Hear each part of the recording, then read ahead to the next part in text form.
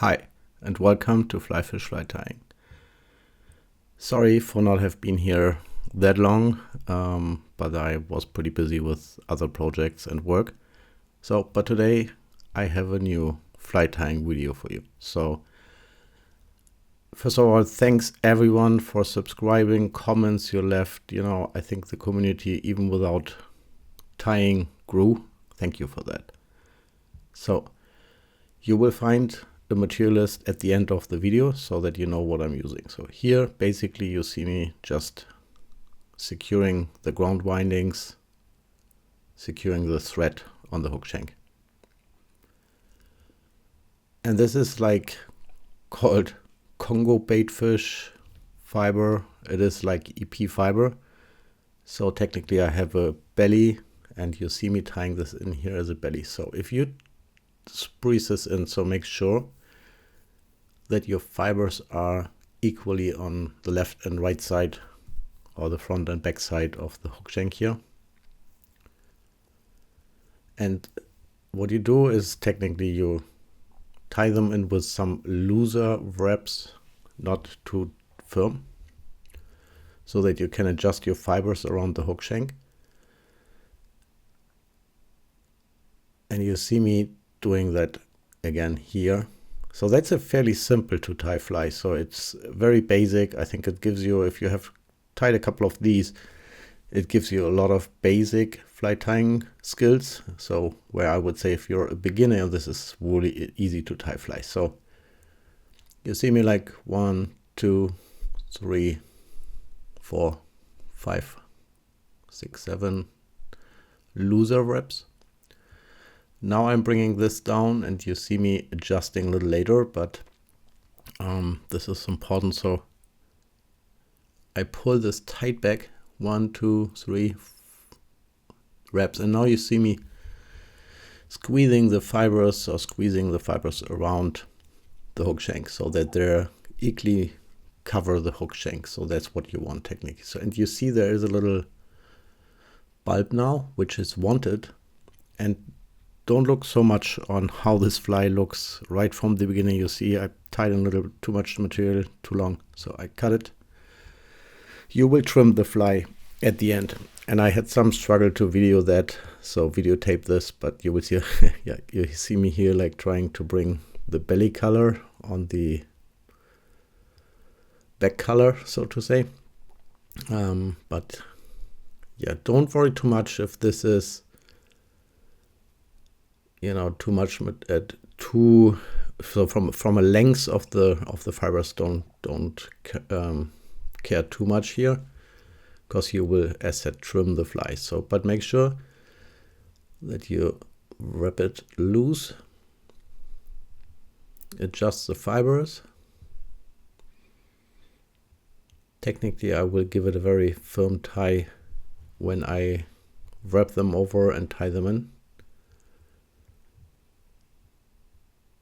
So this step you will see a couple of times, fairly easy, as I said. So, but you see me always adjusting so that you try to cover the hook shank. So it will not fully work. I use the weavers in white, so you can tie this with mono so that you not see the mono so strongly as you may see the white later with a UV light when I glue on the eyes. Yes, bring it back, hold it tight, 1, 2, 3 looser wraps, and then put it around. So technically, guys, what I could recommend and what may went a little wrong with this fly is I took too much fibers. So less can be more here with this fly. So this is very bulky. So, but you can tie that very with a very slim profile, which then is easier to cast as if you have too much material in. So same procedure as last time. So repeating this, I think 4, 5, 6 times.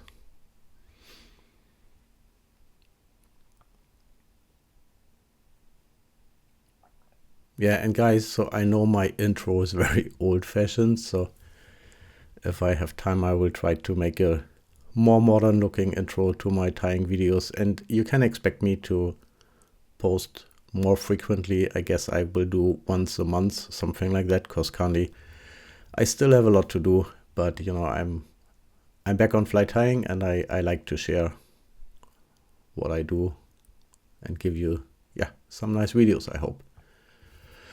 So always, if you like the video, give me a subscription. I would be very, very happy if I earn one from you. And then if you don't want to subscribe, so a like is always good for the YouTube algorithm.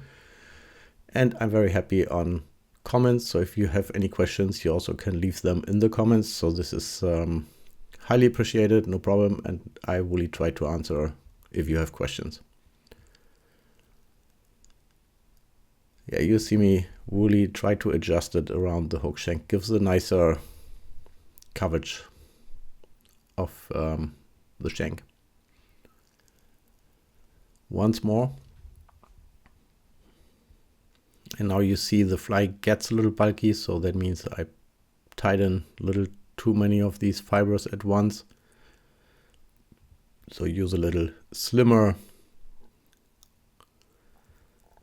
profile of the, what's it called?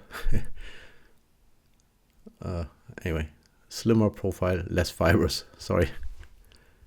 German, English. Okay, 3 loose, 4 loose wraps. Bring those around the hook shank. Tie them back with the material towards the hook point, hook tip. Really make sure, as said, that this goes equally. I think specifically if you begin fly tying, sometimes that's a little harder. Just a little more. So I use a dubbing needle here to push the materials equally to both sides. So what you will see now that I tie the material in a little different.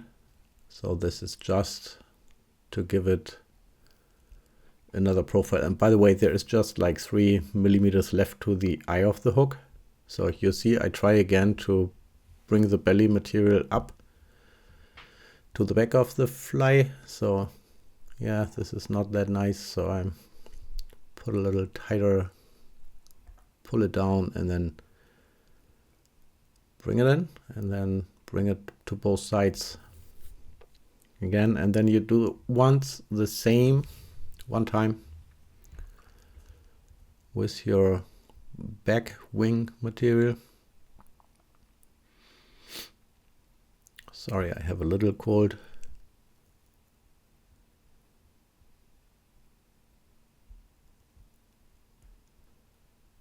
Once again, tighten.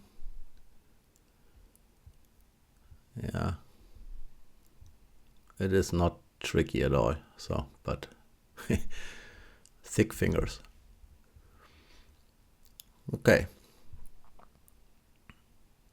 And now you repeat the steps you had before the V shape, tying off the fibers once more.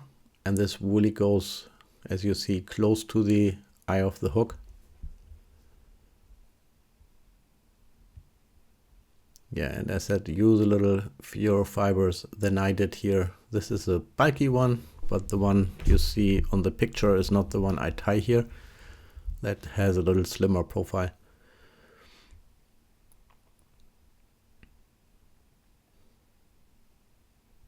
Yeah, nicely. You see the material does not really want to do what I want. But this will solve in a sec. Okay. Again. Push it around. And you can use time for it, so you don't have to rush. So this is a little time lapse, so a little quicker than I technically tie. Okay, now I try to do my whip finish by hand, because I could not find my whip finisher. Found it now, but too late. I normally use the needle so that that I do not get any knots while I pull that up. I had that specifically if you use thinner threads. Yes, and I like to do 2, 3 of these so that the thread is really firmly secured. Okay, so technically I think you could fish the fly without ice, but what I do now, and you see that, and honestly, while I really try to bring you close to the fly normally when I tie, there's a little messy from the videotaping, but technically I spread the fibers as I tied them in, and now I try to bring them a little in shape, so you will shape later again once you glued your ice on. Yeah, and this is a little weird, messy, so it's not chronologic, so to say, but technically you go close to the bow and the hook tip and cut it there, and I cut off also a little on the sides, so to take out a little the bulkiness of the fly here. Take your time on this, so don't cut too much. If you cut too much, fly is done. So, cut fewer amounts of fibers so that you get what you want. Yeah, I think it starts really looking nice. So now I glue on my ice, and you see I did not finally trim the fly, so I will do that later. Yeah, so here, while I had no super glue anymore, it was dried, I use UV resin. Normally I use super glue to glue on the ice, but the UV glue really, or UV resin really does it well too. So place your eye so you can move it around once it's not, the resin is not cured. Once it's cured, you have no chance. Okay, and then you do the other side. If you do that, you need to make sure you need to give it a little longer light exposure so that light really can travel everywhere. Yeah, so try to adjust it equally. Technically, I heard a statement in another video where somebody said, hey, the fish normally sees the fly just from one side, so they don't see if the eyes are not equal. But for my eye, I like them as equal as I can get them. And now I will do a little more UV resin for the head to secure the knots. So not necessary. I'm a safety guy and try to have very, durable, robust flies. That's why I always do this. So yes, now you can give it a little a bow shape coming from the eye of the hook up to the eye, and then with a little curved shape back. I think there on the belly, I like if the hook tip is really free, so this is a little weird. So you see now it starts looking better and better. Yeah. So technically, once you trimmed your flight,